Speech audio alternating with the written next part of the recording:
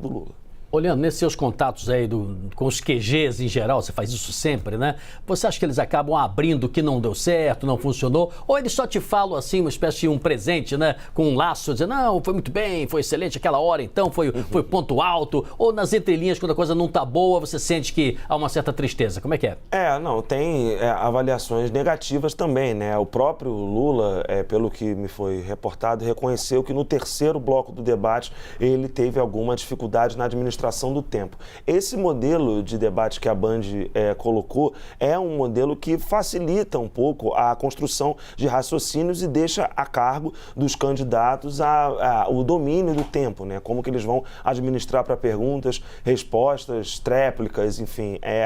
Há uma liberdade maior para os candidatos nesse modelo que foi colocado ontem pela Bandeirantes e pela organização de todos os veículos, né, que participaram desse pool do debate. Então, é uma coisa que acaba facilitando, é menos programático o debate. Essa é uma campanha de segundo turno que é zero programática, então a gente não está vendo, de fato, discussões de projetos de países, um de direita e um de esquerda, a gente não está vendo isso. É uma disputa sobre valores, é uma disputa sobre costumes, sobretudo. O debate do segundo turno foi para essa seara religiosa, é muito improvável que saia dela, né, nas próximas 2 semanas, a não ser que surja algum fato novo, mas fato há essa leitura por parte da campanha do Lula de que o terceiro bloco foi um bloco em que ele foi pior, né? O final do debate foi ali um momento em que a campanha avalia que o Lula foi pior e há um pedido para que ele mude a forma de falar sobre casos de corrupção, né? O Lula tem insistido na ideia de que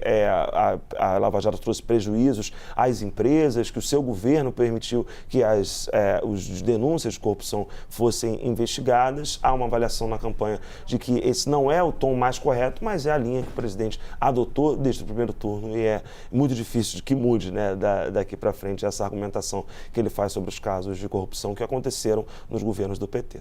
Uribe, nossa tarde está assim, Lula dizendo ganhei o debate, Bolsonaro dizendo que Lula fugiu do debate.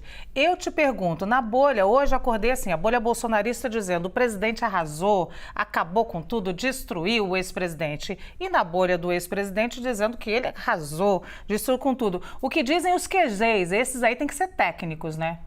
Cada um puxa a sardinha para o seu lado, né, Luciana? Os QGs dizem que houve um empate, conversando com aqueles assessores que são um pouco mais realistas e menos ideológicos.